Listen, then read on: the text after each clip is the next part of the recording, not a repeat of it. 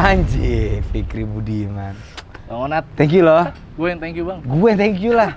Gue tuh begitu mendengar nama lo kayak anjing. Oh. Sama gue juga. Apa kabar Fikri? Baik, Bang, alhamdulillah. Everything is good? Good. Good. Good. Tapi gini, kalau ngomongin Fikri Budiman nggak akan pernah bisa jauh dari almarhum bokap lo ya? Betul. Karena Budiman ya? Iya dong. Nggak, itu kalau nama Budiman tuh kayak nama anak zaman dulu ya? Iya. Siapa aku? Budi gitu ya? Iya, Budi. Cuman yang ini nggak berbudi, nggak budimannya nggak sesuai sifatnya ya. Yang ini tidak menunjukkan sifat budinya ya? Iya. Makanya itu yang salah di pelajaran tuh. Betul. Bener. Kri, Yes. kita langsung mulai aja deh. Anjing, menurut gue lu one of a kind lah. Cerita yang gak semua orang punya cerita ini ya. Ya. Dan tiba-tiba gue bingung. Lu muncul di publik, di YouTube, di medsos gitu. Gue juga tahu lu begitu lu muncul di beberapa podcast. Yes. Oh, ini anaknya anjing. Gue udah parno. Nah, apa rasanya jadi anaknya almarhum Freddy Budiman? Okay. The one and only, yang satu-satunya the biggest drug dealer in Indonesia. Yang sorry dihukum mati. Yes. Apa rasanya? Kalau dulu Bang ya, kalau dulu sih gue nggak ada beban. Kalau dulu sebelum gue muncul tuh pertama kali kan di sekitar 6 bulan yang lalu, gue tanpa beban. Iya. Tapi kalau sekarang ini ada beban. Apaan? Beban tuh karena orang-orang kan sekarang memandang bokap gue itu sudah bukan menjadi seorang penjahat. Iya. Tapi lebih ke seseorang yang bertaubat, bla bla bla. Betul.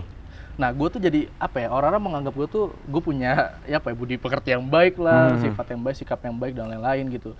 Itu salah satu bebannya. Jadi gue harus seakan mereka menganggap gue tuh anak yang baik-baik aja gitu. Padahal kan ya gue ngerasa gue kayak nggak sebaik bokap gue deh kayak gitu. Itu salah satu bebannya.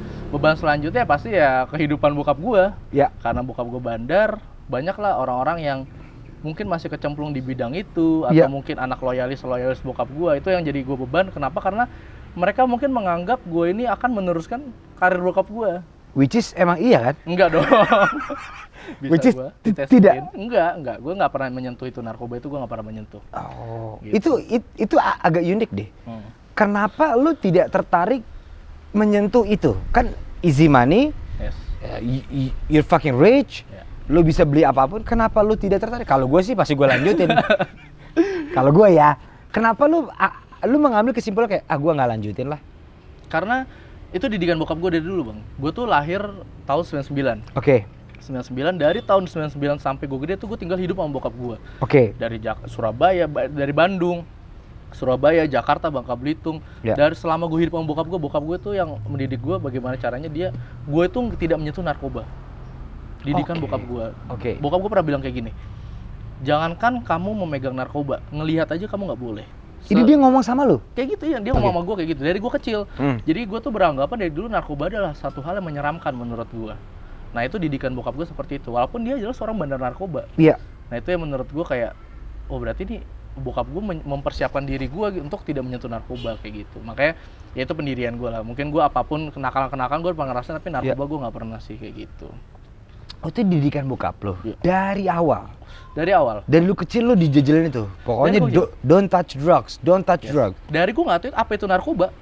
Sampai dia ngasih tahu? Sampai akhirnya dia nggak ngasih tahu. Yang penting dia jangan pernah dengar nama narkoba dan jangan pernah nyentuh narkoba deh. Dari yang awal gue nggak tahu, akhirnya gue nyari tahu dong narkoba tuh apa. Oh ini nggak boleh, nggak boleh karena bokap gue takut banget sama bokap gue kan. Iya. Oh gitu. Kayak gitu. Oke. Sampai akhirnya lu tahu bahwasannya your dad is the kingpin, is the Pablo. Itu momen apaan tuh? Fuck banget sih itu. Enggak, maksud gue awalnya lu tahu gini. Enggak. Awalnya lu tahu bokap lu tuh apa? Oke, bokap gue itu punya satu bisnis. Gue dulu tinggal di Bangka Belitung, sekitar 4 tahun. Iya. Dan disitulah momen terdekat gue sama bokap gue. Iya. Karena sebelumnya dan setelahnya gue nggak pernah tinggal sama bokap gue. Bokap gue nggak tahu kemana gitu. Nah di Bangka Belitung itu bokap gue punya 2 bisnis. Bisnis kacamata optik sama bisnis HP. Handphone. Jual beli handphone. Ya. Dulu kan penjualan handphone belum kayak sekarang. Kalau sekarang kan udah ada pasarnya ya. Kalau dulu benar-benar bokap gue yang jualan konter HP biasa kecil di satu mall kayak gitu. Ya. Itu yang gue tahu bisnis bokap gue. Iya. Kayak gitu. Nah dari situ gue nggak tahu. Oh gue tahu bisnis gue punya optik aja. Sampai sekarang masih jalan. Namanya Budi Optikal di Bangka Belitung. Itu yang gue tahu bisnis bokap gue. Handphone dan optik. Sampai titik akhirnya lu mulai ngeh. Ini kayaknya ada yang nggak bener di bisnisnya nih. Sempat beberapa kali. Karena jatuhnya kan gue sama bokap gue tuh perantau dari Jakarta ke Bangka Belitung. Sempat mikir, kok teman bokap gue banyak banget. Banyak ya? Banyak, setiap malam tuh banyak banget bokap gue yang datang ke rumah. Terus rame lah, selalu rame. Bahkan kadang ada yang kayak tampang-tampangnya serem gitu. Itu selalu dibilang om-om, ayah kedua gitu-gitu lah. Kasarnya kayak gitu. Makanya mikir, bokap gue nih apa gitu. Padahal kalau di tempat usahanya kayak sepi-sepi aja gitu. Iya. Itu lu udah mulai curiga? Belum? Belum, gue kayak sekedar, siapa sih? Maksudnya sekedar kayak, kok rame udah gitu aja gitu. Sampai akhirnya gue tahu pertama kali itu tahun 2012. Pertama kali gue tahu tentang, oh bokap gue nih anjir seorang bandar narkoba. Iya. Dan itu momennya menurut gue rada-rada gila juga. Kenapa? Karena itu kemungkinan menurut gue kayak jalan Tuhan kali ya. Jadi gue lagi mau posisinya lebaran, budaya keluarga gue tuh kalau lebaran gue selalu ke Surabaya. Setiap lebaran? Setiap lebaran atau tahun baru. Nah jadi di malam itu kita ada sekeluarga, itu nggak ada bokap gue, kita makan sekeluarga di salah satu Chinese food lah di Surabaya. Lu tau dong Chinese food yang mejanya bisa diputer-puter. Yang begini ya, serot, lu tinggal pilih. Gitu. Tepat di atas itu tuh ada TV. TV di atas itu, TV lagi makan biasa momen happy dan lain-lain, tiba-tiba TV itu nyiarin news anchor-nya itu ngeberitain tentang bokap gua. Kasus narkoba bla bla. Freddy Budiman. Nah, gua nengok tuh pas denger nama Freddy Budiman. Nengok, nah keluarga gue yang tahu tuh hanya yang tua-tua. Kakaknya bokap gua, nyokapnya bokap gua atau nenek sama cuma 2 orang itu di situ yang ada. Akhirnya ngedistract tuh, mencoba ngedistract karena dia udah tahu duluan. Dia nyuruh gue makan, wah makanan dituangin tuh di piring gue tuh. Panik dong, ayo makan, dong nggak usah lihat-lihat gitu. Dan dia nggak bisa matiin TV kan soalnya. Fuck gue, tapi gue tetap fokus ke sana, gue fokus ngeliatin, teng. Foto bokap gue muncul. Bandar narkoba menyelundupkan 1,4 juta pil ekstasi. 1,4 juta. Dan itu gue umur 13 tahun. 13 tahun gue ngeliat, drop tuh, gue hancur tuh di situ. Itulah mungkin tamparan paling keras di hidup gue tuh di situ. Sampai akhirnya gue langsung berdiri, gue ke toilet, cuci muka. Anjing apa gue mimpi, gue mikirnya kan, gue mimpi. Drop lah gue bang, mau nangis itu posisinya. Pas itu gue balik ke meja, makanan udah OTW dibungkus tuh, udah kita pulang. Nyampe rumah, gue naik ke kamar gue lantai 2, udah gue langsung kunci kamar, matiin lampu, buka laptop. Pokoknya semua gadget gue nyalain, gue riset tentang bokap gue siapa. Di situ gue baru tau bokap gue adalah seorang bandar narkoba. Anjir. Separah itu. Itu menurut gue yang kayak anjir, Tuhan tuh ngasih gue jalan begitu tuh. Daripada mungkin di situ lah poin anjir, gue pertama kali tahu bokap gue tuh Freddy Budiman. And then after that, setelah lu tahu, lu masih sayang bokap lu apa kayak lu mau coba ngajak ngobrol keluarga lu apa kayak sini deh gini. Ini kita apa sih gitu. Kan lu kan pasti bingung dong. Apalagi lu masih teenager tuh ya. Masih. Di situ gue marah. Lebih tepatnya gue marah. Oh, lu marah? Marah. Kenapa gue baru tahu? Kenapa gue baru tahu sekarang? Kenapa nggak dari dulu? Kenapa kalian semua sembunyiin ini dari gue? Berarti the whole family tahu? Yang tua-tua. Yang tua-tua, ya. Nah, lu ngomong tuh? Ngomong dari malam itu gue turun. Kenapa baru sekarang? Kenapa gue harus tahu dari media dulu? Kenapa karena gini gue ngomongnya, kenapa aku harus tahu dari TV? Kenapa aku nggak tahu dari nenek? Kenapa aku nggak tahu dari tante kayak gitu? Akhirnya mereka menjelaskan satu alasan yang menurut gue make sense. Itu masalah mental gue. Kita nggak mau Dede tahu, takutnya Dede jadi stres apa dan lain-lain. Ya itu bener, cuman ya gue emosi. Tapi karena alasan yang make sense, akhirnya gue mencoba nerima. Gue nangis malaman tuh, sambil gue riset, aja gue nangis. Fuck gitu ya? Di media bang, terus komentar itu di media. Sekarang kan dulu kan belum ada Instagram, belum orang masih komentar di media lah. Semua ngehina bokap gua, nganjingin bokap gua. Wah, sampah masyarakat, sampah dan lain. Anaknya pasti begini, bla bla, keluarga gua dihina dan Iya. Oh gitu awalnya itu. Fuck anjing. Gue lagi ngebayangin tuh pas lagi meeting keluarga tuh seserem apa tuh ya? Gue nangis di situ. Nangis. Nggak, tapi your whole family berarti terlibat? Apa cuman tahu? Cuman tahu. Kecuali jadi gini, bokap gue tuh 5 bersaudara bang. 5 bersaudara dari keluarga dia itu 1 udah meninggal, anak pertama cewek, itu tante gue yang gue hidup setelah dari Bangka Belitung, gue hidup sama dia. Dialah yang paling normal, punya bisnis di Jakarta Barat, konveksi lah, paling normal, paling halal lah. Paling halal. Pokoknya bisnisnya halal semua, konveksi apa kurma gitu ya, sarung. Punya brand-brand besar lah di itu. Nah yang kedua meninggal sebelum gue lahir, cowok. Yang ketiga ini bandar. Dia kasarnya dulu megang daerah Sumatera lah, Medan sekitarnya. Yang keempat tuh bokap gua. Yang kelima adik bandar juga. Jadi 3 bersaudara ini yang bandar nih. Anjing, film sekarang banget tiga-tiga udah meninggal semua. Hah? Dan meninggal semua di penjara semua. Wait, berarti bukan cuma almarhum bokap lu, semuanya dihukum? Tidak, 2 orang sakit. Oke. 2 yang sakit, bokap gue yang dieksekusi mati. Gitu. Kalau yang terakhir, anak terakhir itu dihukum seumur hidup, tapi kayaknya dia kan sakit di dalam, akhirnya meninggal. Karena stres mungkin dan lain-lain, dan penyakit yang dirasain sama dia. Yang ketiga baru meninggal kemarin. Baru ketangkep banget kemarin, mungkin sekitar sebulan yang lalu dia baru meninggal dalam penjara. Dan baru masa tahanan sekitar belum lama lah bang, masih baru jalanin berapa bulan, baru ketangkep awal Covid kemarin. Ada gue lagi ketangkepnya. Masih problem about drugs? Iya pasti bang. Pasti apalagi ya? Apalagi bang. Anjing. Bokap gue tuh nggak pernah ngebunuh, nggak pernah ngelakuin hal-hal yang selain narkoba. Berarti bokap lu sebenarnya businessman, tapi drugs saja yang dilakukan. Oke. Keluarga gue tuh basicnya bisnis. Kakek gue punya kapal, pengiriman barang dan lain-lain, semua pembisnis semuanya. Oke. Nah, gue pengen tahu deh berapa sih yang ini kan bokap lu kingpin lah ya, kayak kingpinnya Indonesia lah ya. Kalau gue nonton Narcos gitu kan, anjing tajirnya kan nggak karuannya. Punya rumah segede di sini. Nah, lu merasakan itu nggak? Lu dari kecil ngeliat nggak? Anjing, bapak gue punya kapal, punya mobil 2 pintu, punya rumah di mana-mana. Lu lihat sendiri. Dan lu nggak pernah bertanya-tanya, "Pak, ini dari mana nih, Pak?" Ada kan, karena gue tinggal sama tante gue. Jadi ada beberapa aset-aset. Gue tuh ngerasa tajir mampus itu pas gue SMP.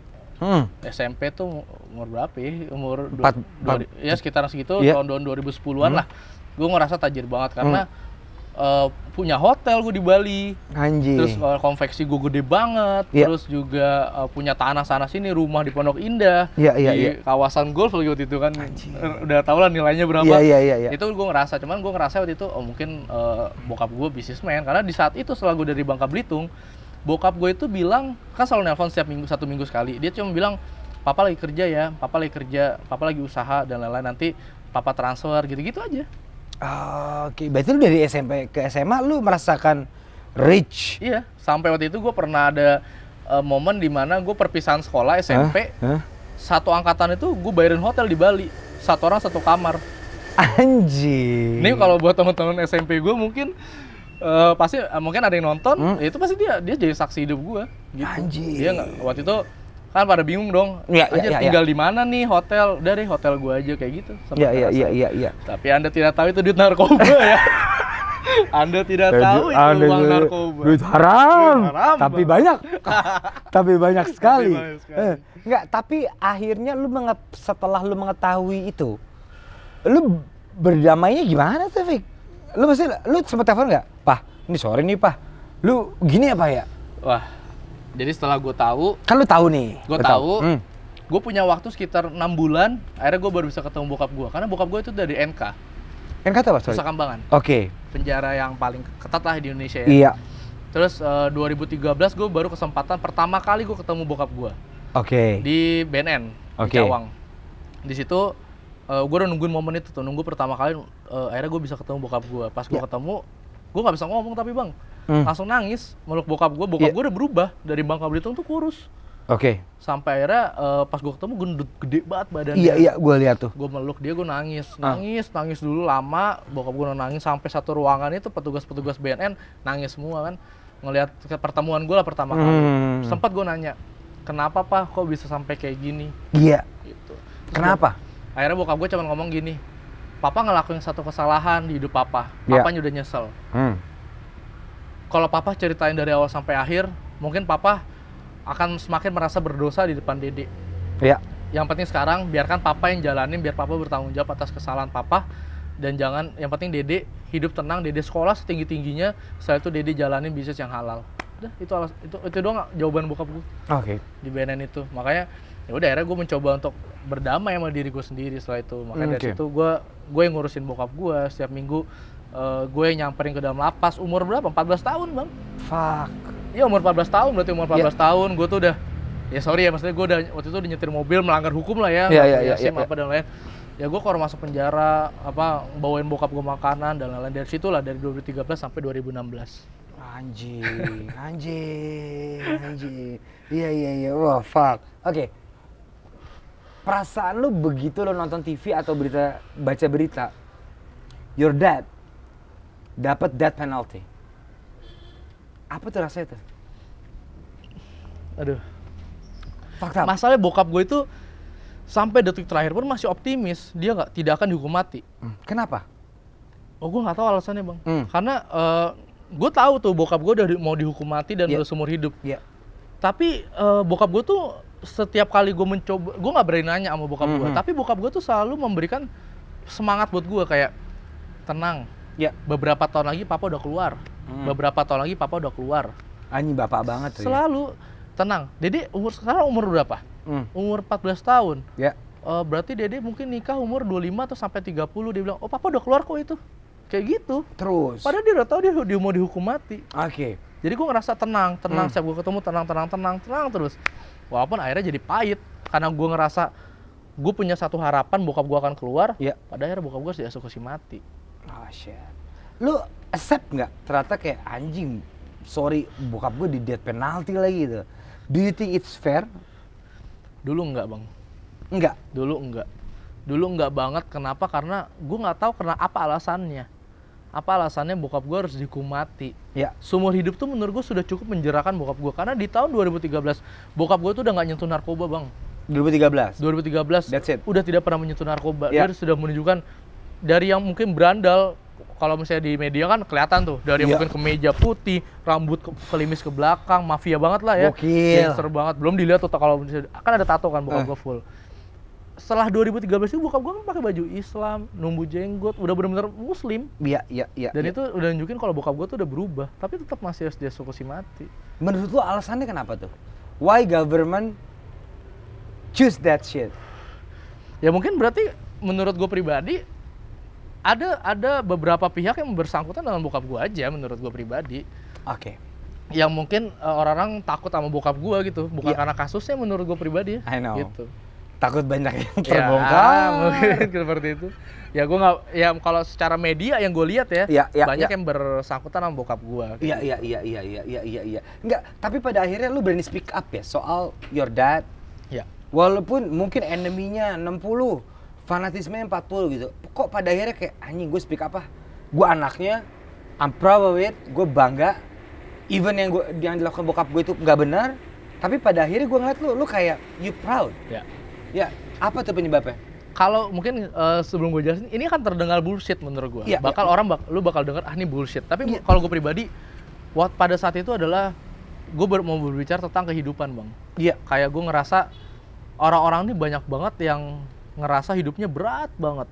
Hidupnya ngerasa paling sial deh hidup dia. Banyak yang akhirnya narkoba itu menurut gue karena orang-orang yang satu masalah uang, stres dan lain-lain. Makanya orang akhirnya memakai narkoba. Makanya gue pengen anjing nih hidup gue udah berat banget menurut gue pribadi. Lu nggak patut untuk stres.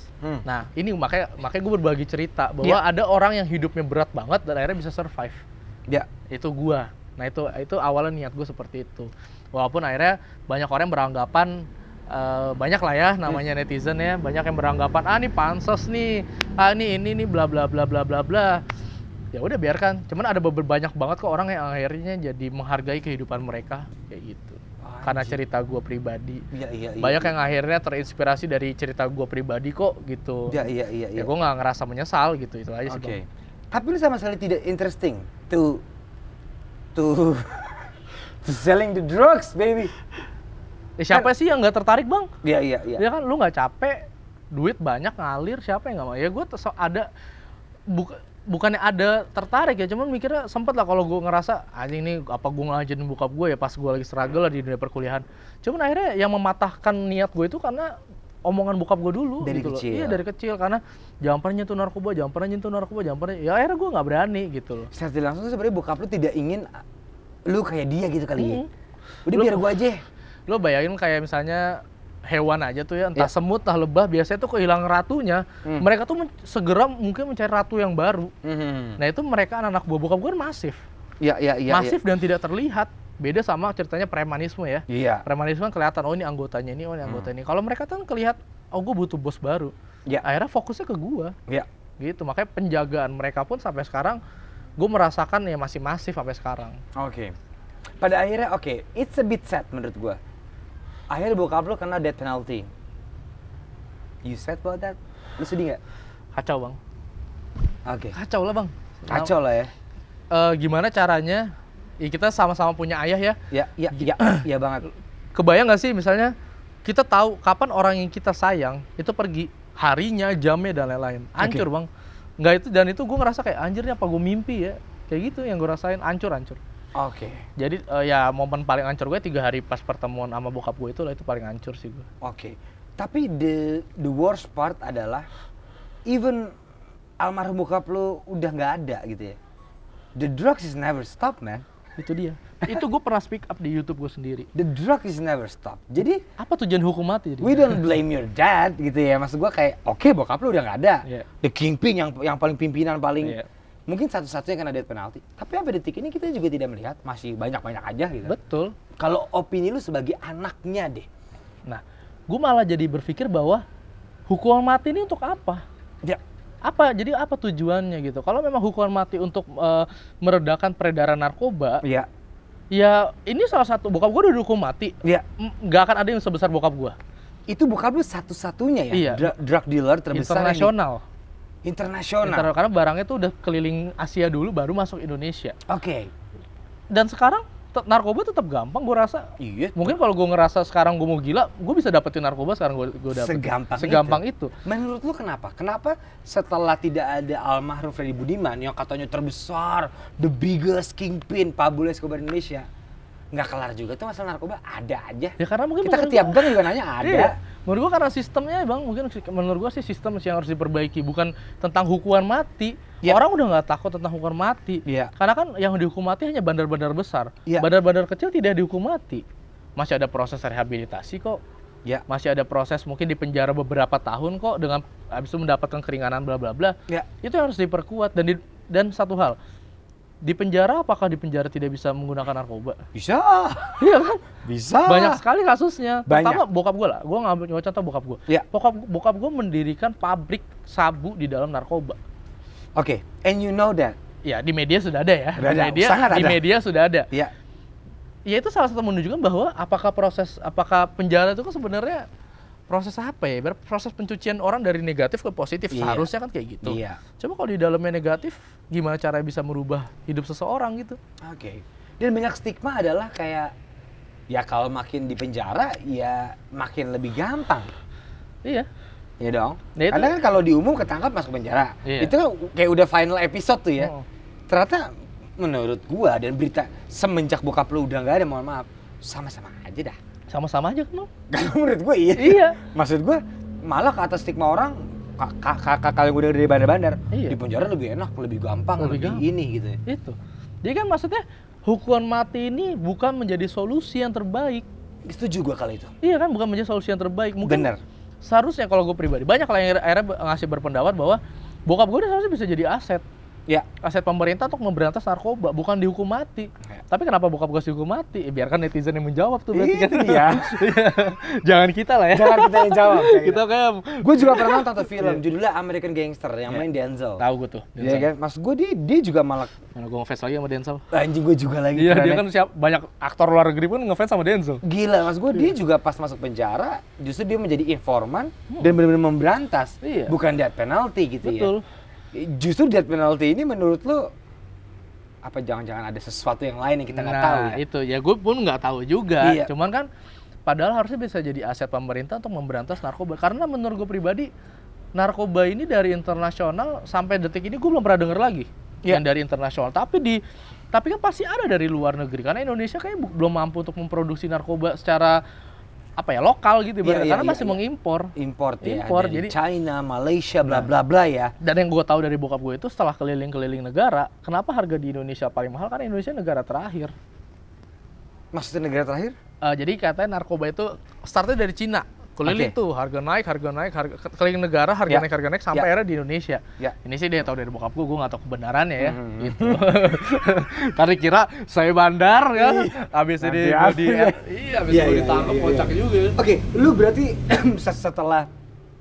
setelah lu ngeliat bokap lu udah begitu, juga adik-adiknya gitu ya, lu juga tidak tertarik. So, what business yang lu tertarik pada akhirnya? Oke. Bokap gue tuh gue salah sih lagi jalan F&B. Ya. Dan bokap gue tuh tertarik dari dulu F&B. Oh, pokoknya F&B, fashion gue pengen banget tuh. Makanya gue kuliah pun di jurusan bisnis. Oke. Gitu. Makanya sekarang sih gue lagi mencoba merintis lah ya. Mungkin kalau gue sekarang sih bikin YouTube juga dan lain-lain. Cuma kan nggak rame ya. YouTube gue belum rame. Nggak, YouTube gue tuh selalu rame kalau gue bahas bokap gue doang. Dan gue tuh capek kan kadang bahas bokap gue. Iya. So we talk about you. Berarti lu tidak tertarik untuk like your dad. Yes. Lu sayang bokap lu secara personal. Betul. Bukan karena jobnya ini, karena lu mengidolakan wah gitu kan. Berarti kalau kita ngomongin Fikri yang tidak jauh-jauh dari bapaknya deh. Lu kan pasti kadang enek ya kayak aduh, udah deh bokap gue dah, gue gitu ya. Iya. Yang pengen lu branding dari lu apa, Kri? Sarang Kri? Gue tuh pengen banget menjadi bukan icon ya Bang ya, tapi secara orang melihat dari mata mereka, gue tuh adalah orang yang bisa survive dari segala masalah di hidupnya. Ya. Banyak banget lah Bang orang-orang yang kayak akhirnya menyerah, akhirnya gila-gilaan ada yang bunuh diri. Iya. Dan orang tuh nganggap kasus bunuh diri ini hal yang simpel. Oh, bunuh diri. Padahal itu kan kasus itu mental. Mental health tuh lagi sekarang lagi gencer-gencernya. Banget. Nah, itu sebenarnya yang gue pengen kalau orang tuh ngelihat gue tuh kayak, makanya gue berbagi cerita gue senang banget. Iya. Tapi the goals-nya adalah orang jadi semangat sama hidupnya. Bukan jadi pengen bandar ya, tapi orang jadi semangat hidupnya, survive lah dari segala masalahnya. Itu yang pengen lu keluarin? Yang gue pengen itu. Ya selebihnya gue pengen jalanin bisnis ya, karena keluarga gue kan bisnismen semua. Keluarga lu semua bisnismen? Ya, terutama bokap gue kan anjir ilmu bisnisnya kayaknya gila-gilaan lah. Gila. Setahun mungkin bisa triliunan. Iya. Gitu, makanya itu banyak pelajaran bisnis yang bisa gue ambil dari sisi positifnya. Oke. Sekarang lu berarti udah umur 23 ya? 22. Lu kaget gak ternyata aset bokap lu yang disimpan buat lu atau kakak tiri lu atau adik tiri lu? Itu kan pasti kan kalau gua nonton di Narcos ya, kan gila banget. Ada rumah di sini, mobil 2 pintu. Bangun penjara sendiri. Bakar duit buat anaknya. Iya, kalau di Pablo malah bisa samping ngubur duit. Iya. Lu ngalamin nggak? Lu tiba-tiba kaget, punya bokap gue. Punya bokap gue. Ngalamin. Dari ya gue sih mungkin beberapa orang yang nonton ini pasti, terutama yang ngikutin gue dari awal mungkin pasti kaget. Iya. Ya karena gue kan orangnya mungkin narkoba enggak, tapi gue mungkin minum gitu kan. Nah, mungkin ini pertama kali nih gue bilang nih. Minum kan legal ya. Iya legal gitu ya. Minum legal. Di kehidupan malam itu terkadang banyak banget orang yang akhirnya nyampain ke gue, oh dia tuh loyalis bokap gue dan yang lain. Salah satunya adalah ketika contoh ya waktu itu gue lagi di salah satu tempat, akhirnya ada yang nyamperin gue, ternyata dia bilang papa tuh punya, setelah dia nangis nih ya, dia nangis sujud Bang di bar. Serius? Sumpah. Sujud di bar. Dia nangis meriah gitu lah, dan padahal dia sosok lah di Bandung. Iya. Dan dia bilang akhirnya, papa tuh punya 3 showroom mobil. Anjing. Atas nama papa. Ya. Yang akhirnya sekarang dikelola bla bla bla lah. Yang kayak gitu-gitu sebenarnya yang menunjukkan bahwa ya gue tuh sebenarnya punya banyak aset gitu. Tapi gue sama sekali tidak pernah mengambil 1% pun uang bokap gue. Kenapa? Takut gue Bang. Simpel itu. Gue takut apa? Gue nggak tahu dampaknya ke depannya. Takut disita? Iya. Takut orang curiga gue jadi bandar. Iya dong. Maksudnya gue kan baru lulus kuliah, tiba-tiba mungkin gue rich gitu terlihatnya. Iya. Bahkan gue aja kadang kayak mobil kayak gini gue nggak berani nunjukin ke mobil kayak gitu. Makanya mobil Anda mewah ya? Iya dong. Makanya gue ngerasa kayak ini kayaknya enggak deh kayak gitu. Iya. Makanya gue ngerasa kayak gue tuh nggak mau nunjukin harta gue kayak gitu. Iya. Makanya gue takut apa dampaknya. Mulai dari bandar, mulai dari aparat. Ya kayak gitu-gitu gue takut. Gue takut orang nganggep gue adalah seorang bandar juga. Padahal ya gue rasa kayaknya aset bokap gue banyak gitu. Ada satu hal yang kayak gue pernah waktu itu di satu bar ketemu orang random. Waktu itu gue ada ada kesalahpahaman. Jadi table gue ada yang datang jatuhin gelas dan lain-lain. Tiba-tiba orang di depan gue tuh randomly dia masuk ke gue gak kenal. Tiba-tiba datang ngebelain. Kenapa? Siapa yang ganggu bos? Kayak gitu-gitu. Gue kan awkward, gue bingung dong. Gue bingung. Kenapa nih jadi rame gini? Ternyata di situ 6 orang itu adalah loyalis bokap gue yang mantau gue. Di situ lo gue tahu nama panggilan gue.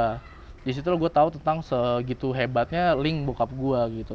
Sampai akhirnya dia mengeluarkan duit dari tas dia. Saya sudah menunggu momen ini, saya mau ngasih hadiah dari saya. Dibuka tasnya, mungkin itu sekitaran 40 sampai 50 juta. Bangsat. Di depan muka gue tolak. Gue tolak. Ini random nih? Random. Saksinya adalah Gianluigi anak MLI. Itu dia dulu soalnya. Gue tuh jadi gue ketemu dia ngajak gue minum lah.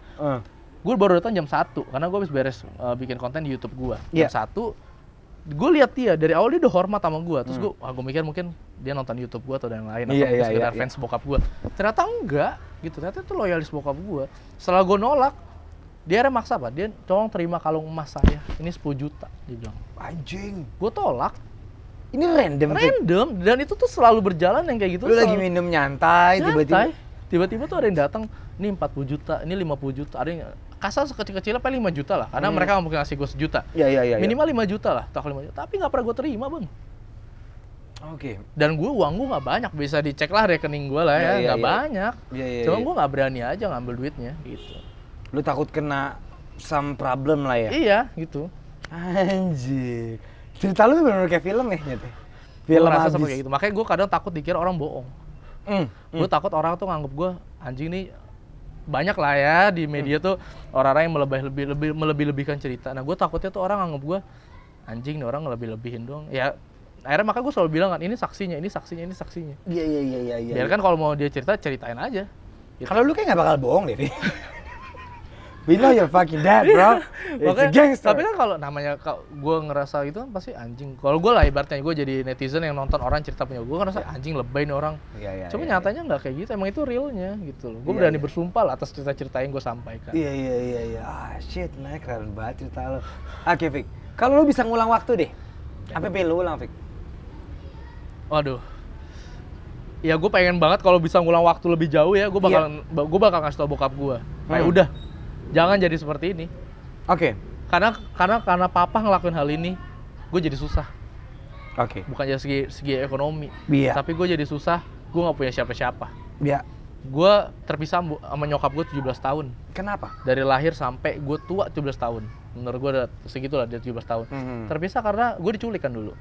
Nah, jadi gue lahir di Bandung. Iya. Dari istri kedua bokap gue. Iya. Istri kedua bokap gue, terus pas momennya siang, nih gue cerita dari nyokap gue ya. Iya. Siang tiba-tiba bokap gue ada satu mobil ngejemput paksa bokap gue. Bokap gue dijemput paksa, dari situlah bokap gue nggak pernah ketemu nyokap gue. Nah akhirnya gue tinggal sama nyokap gue, tapi bayi masih umur berapa bulan lah. Bokap gue akhirnya dilempar nggak tahu kemana. Akhirnya sebulan kemudian di Surabaya bokap gue.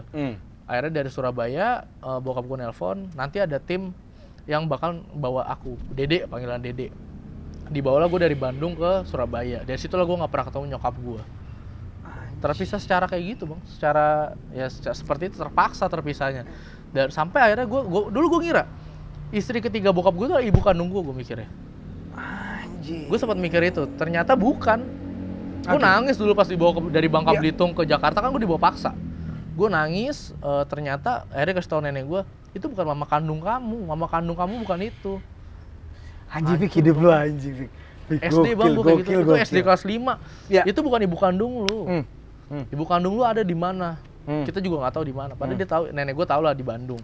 Cuman dia mungkin ada, ya begitulah karena udah terpisah, dia nggak mau mempertemukan gue dengan ibu gue. Akhirnya di umur 17 tahun di dalam lapas BNN, gue inget banget. Bokap gue tuh selalu ngasih gue kado kan setiap tahunnya. Akhirnya gue bilang, kado kali ini aku nggak minta barang, tapi gue pengen ketemu ibu kandung gue. Dia manggil Tamping, ditulisin alamat, dan masih ingat 17 tahun. 17 tahun tuh bokap gue gak pernah komunikasi lagi sama nyokap gue. Ditulisin alamat, silsilah keluarganya, alamat lengkap, nomor telepon, Bang, bayangin. Fuck. Dia gak pernah nyimpen nomor telepon. Iya. Dan dia masih ingat. Akhirnya gue ke Bandung nyamperin nyokap gue. Di situlah baru ketemu sampai sekarang. Itu nyokap asli lo? Itu nyokap kandung gue. Di situlah gue baru dapat cerita bokap gue diculik umur segini, bla bla bla bla bla bla. Aji, film banget, Fik. Film banget, Bang. Film bangetnya. Film banget. Gokil, serius lo. Serius, Bang. Betul ketemu ibu kandung lu pas umur 17 tahun? Damn, bro. Nangis juga gue tuh, hancur. Anjrit. Hancur itu, makanya gue sempat mengajukan ke salah satu PHM besar juga di Indonesia. Tapi nggak ada yang berani ngefilmin tentang bokap gue. Karena mungkin banyak yang terlibat. Karena mungkin bukan cuma soal bokap lo ini. Iya, makanya. Padahal kan gue pengen ngambil sisi positif ya. Gue nggak mau bahas bandar. Gue nggak mau bahas tentang bisnis bokap gue karena nggak perlu buat gue. Buat apa? Iya. Kalaupun misalnya gini, oke misalnya gue udah dapat kesempatan dan kesalahan risetnya, oke gue bisa nyebutin deh siapa yang terlibat. Buat apa buat gue? Iya. Bokap gue nggak akan hidup lagi, Bang. Dan lu tahu sebenarnya siapa yang terlibat? Nggak tahu sih.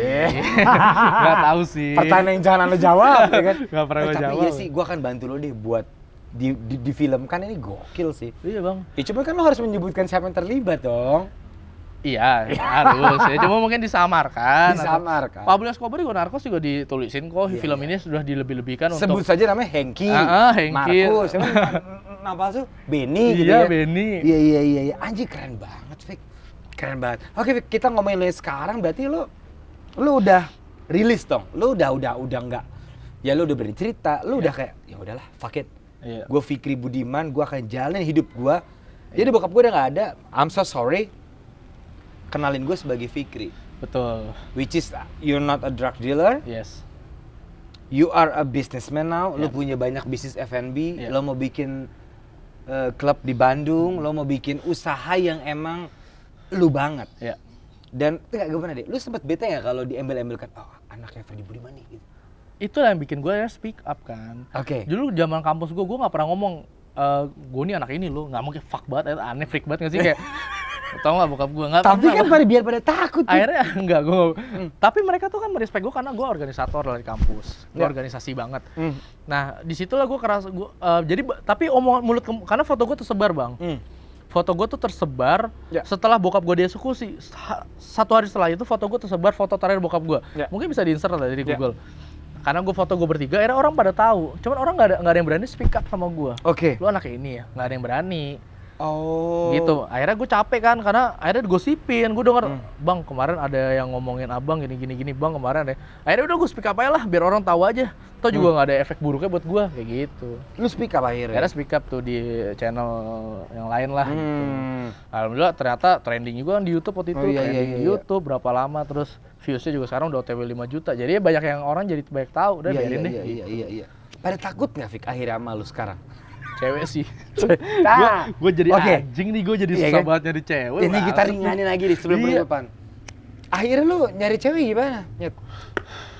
Mana gue lagi nyari cewek banget nih sekarang nih. Cuma nyari yang serius, orang-orang jadi kayak sorry ya maksudnya ya. Jadinya yang gampang gue ajak serius tuh jadi malah yang hidupnya di dunia seperti itu. Oke. Banyak banget sekarang yang nge-reach gue di Instagram, model-model adalah majalah-majalah yang terkenal banget lah di Indonesia. Iya. Yang nge-reach gue yang kayak gitu-gitu. Jadi padahal gue nyarinya maksudnya yang maksud gue yang rada-rada normal dikit lah gitu ya. Jangan error dong. Iya, sekali gue yang mau, gue juga mikir. Gue jadi bingung aja kayak Haji gue memperkenalkan keluarga gue ke keluarga mereka tuh kayak gimana? Gue sih takut, Fik. Iya kan? Iya sih. Kalau gue jadi cewek, anjing. Gitu. Masa gue kalau gue kenalan, pasti orang nanya dong kerjanya, apa kerjanya? Iya. Gue bingung jawabnya gitu loh kan. Bingung gak sih?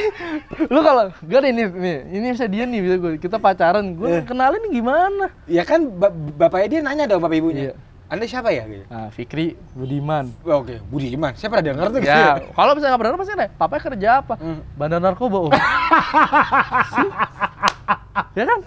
Apa yang gue harus ngapain? Enggak, tapi lu pernah ngalamin momen itu enggak? Lu ke rumah cewek lu atau mantan lu? Kalau dulu mantan gue pasti gue bilang, mereka fine. Tapi selalu bilang, nanti kalau papa nanya kamu jawabnya apa ya? Mereka udah ada ketakutan itu. Ini cewek-cewek yang bener ya? Cewek-cewek yang bener. Kalau yang cewek-cewek model itu kan malah mereka mau kayak seneng lah gitu ya. Ada kali Fik. Iya malah gitu. Ya kayak gitu cuma gue bingung. Kayak gitu serang lah. Gue tiap hari di klub bang kayak gitu. Iya. Mereka tuh banyak banget orang random nanyain barang. Tiba-tiba random, bang ada nggak? Bang ada nggak? Bang ada nggak? Sampai ke Malang. Anjing bohong. Gue ke Malang. Gue lagi bareng sama Bang Coki. Lagi bareng Bang Coki lagi MC. Tiba-tiba random orang, bang gue bisa beli nggak? Bang gue bisa beli. Ada 10 orang nanyain gue minta barang. Anjing. Orang gila semuanya nih, orang gila di Indonesia tuh. Anjing. Kalau masalah cewek ya kayak gitulah, berat. Kalau masalah cewek berat. Tapi gimana ngatasinnya dong lo tuh? Sampai sekarang belum kepikiran? Belum kepikiran. Menurut gua ya someday pasti ketemulah orang yang benar-benar keluarganya mungkin nerima background dan lain-lain. Oh iya. Toh lu juga orang baik lagi. Iya. Itu kan juga bukan. Ya makanya gua harus membuktikan dulu kali ya. Iya. Gua harus jadi seseorang dulu. Mungkin gua baru ketemu keluarganya dengan embel-embel bahwa gua tuh tidak seperti bokap gua kayak gitu. Walaupun banyak kan sekarang ini yang mengikuti gue di Instagram tuh lebih besar kan cewek perempuan. Cuma kan kadang kan yang nyari setipe susah dong. Iya. Gak bisa sembarangan dong. Emang tipenya Fikri tuh kayak apa sih? Ya sebenarnya kayak model juga sebenarnya pengennya. Karena gue pernah dimarahin loh waktu itu gue pernah di satu tempat. Gue lagi sama satu cewek, tiba-tiba ada orang random datang. Iya. Papa kamu tuh dulu tuh sama model. Masa kamu main kayak gini? anjing, satu sisi gue paling gak bisa tuh ngeliat kayak gitu. Ya, itu ya. bego banget, gue marah banget sama dia. Cuman kayak gitu-gitu jadi kayak anjing ya, masa beban ke cewek juga bokap gue, beban-beban kayak gitu harus ngikutin bokap gue, enggak dong. Iya. Oh shit. Fik, oke, last question dari gue. After all apa yang udah lu alamin, apa yang udah lu jalanin, mental lu yang udah down di teenager, malah tadi off cam lu sempet nyelundupin baterai yang ternyata isinya 1,4 juta pil ecstasy ya kan ya? Gue jelasin dulu tuh. Oh iya. Gue jelasin itu salah paham orang. Ya, jadi ya dulu tuh mungkin ada kayak bokap gue megang HP kan, kayak gitu. Mungkin dulu sempat kayak minta tolong bawa baterai dan lain-lain gitu doang sih sebenarnya. Oke. Cuman untuk komunikasi ternyata malah imbasnya gede banget kayak gitu. Oke. Berarti after all, lu udah berdamai diri sendiri. Karena gue kan gak ngalamin ya, Fik. Gue jadi gak tau perasaan lo. Mental lo kena. Lu mungkin, merasa tertipu sama bokap lu. Lu baru tahu juga malah dari TV, bukan dari keluarga lu gitu ya. So, what message yang perlu kasih tahu ke orang? Mungkin dia ingin mencoba menjadi bandar. Atau mungkin dia ingin menjadi seperti anaknya almarhum Freddy Budiman. Kan banyak nih halu-halu nih. Benar. Kalau untuk bandar, menurut gue orang-orang yang masih pengen jadi bandar goblok banget lah. Kalau menurut gue gini, lu kalau nakal, lu jangan nanggung. Iya. Lu kalau mau jadi bandar narkoba, jangan cuma megang selinting, segram. Udah langsung gede deh, 1,4 juta pil, dah jelas. Udah pol tuh ya. Jangan nanggung-nanggung, karena ketika lu nanggung, impact-nya sama hidup lu akan berbeda. Di dalam penjara pun itu akan berbeda. Nah itu untuk bandar kayak, tapi untuk hidupnya menurut gue, udah deh jangan gampang nyerah. Menurut gue, kehidupan tuh indah kok kalau kita tahu cara menikmatinya. Menurut gue, kalau kita tahu cara menikmatinya, kita nggak akan bisa stres. Gue pun udah ngerasain tamparan keras di hidup gue, dan gue tidak memilih untuk menyerah, tapi gue memilih untuk bangkit. Gue bakal nunjukin bahwa Fikri Budiman tidak seperti Freddy Budiman. In a good ways ya. In the good ways. Yes. Fik, thank you loh. Thank you banget. Udah berani sharing kayak gini. Gue excited banget. Karena udah mau azan, jadi nice to meet you man. Thank you for sharing man. Fikri Budiman everybody. Thank you guys.